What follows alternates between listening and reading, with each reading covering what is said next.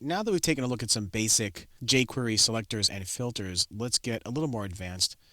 We're going to look now at attribute filters. And attribute filters provide the ability to further filter out the results of a selector statement based upon attributes that are on the elements being selected. And you can see here I've listed a table of the available filter attributes, so let's just go down the list. The first one, where you put the name of the attribute inside these braces, basically only includes the element in the result set if that attribute exists on the element. Doesn't matter what value it is, it just has to be there. The next one checks to see if the attribute's value is equal to a value that you supply. And then from there, the next one only includes the element in the result if the attribute does not have the value that is listed here. The next two are very similar to regular expressions in JavaScript. This one checks to see if the attribute starts with the string that you give here, and this one, the $equals, checks to see if the element ends with the value that you've given. The next one here, the star equals, that checks to see if the attribute contains the string that you specify anywhere within the attribute value. And then the last one is kind of like a compound statement.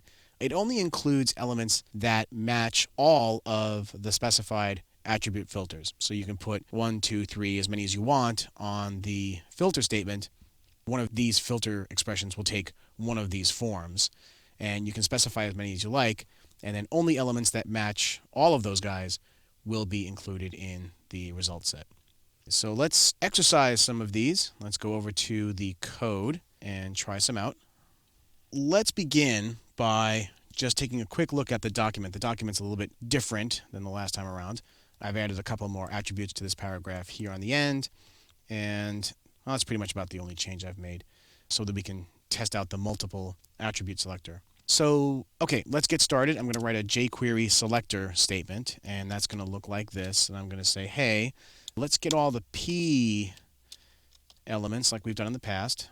And again, just like we've done in the past, I'm going to put a nice bold red border around the results so that we can see visually what's happening. For this particular selector, I'm going to specify that I only want to select paragraphs that have a class attribute. So I put the word class inside the braces, and you can see down in here only two paragraphs match that. There's this one here and this one. So only those two paragraphs should have this border applied to them. And again, we'll get to this part later. Right now, just focus on this part right here. So I'm going to go over to the browser. Let's see. Okay, I'm going to bring up that file. And you can see that the paragraphs 1 and 3, the ones that have the class attribute, are in fact bold red border around them. Okay, so let's go back to the code and make a couple of minor changes. Okay, so here we are back in the code. Let's try something a little different now. First, I'm going to copy this and then comment it out. And then I'm going to paste that guy back in. Now what I'm going to do, however, is look for a paragraph, but I'm only going to filter on paragraphs that have an ID attribute that is equal to para1. And you can see that that should be this guy right here. That's the ID. So now only that paragraph should have the border applied. Let's go back to the browser. And I'll refresh. Yep, and sure enough, that worked just fine. All right, let's continue on. We're going to go back to the code. Now we're going to get a little bit fancier. I'm going to comment that guy out again.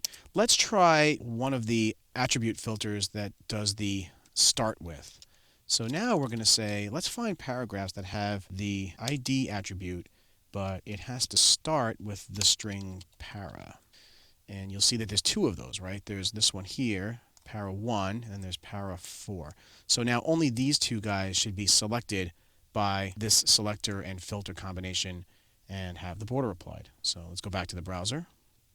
Okay, now let's refresh, and sure enough, that's exactly what happened. So far, so good.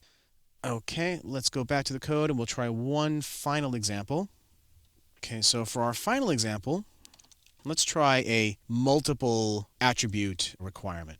So what we're going to do now is say we're looking for paragraphs that have IDs that start with para, and it also has to have a language attribute that contains, which is the star equals operator, EN dash.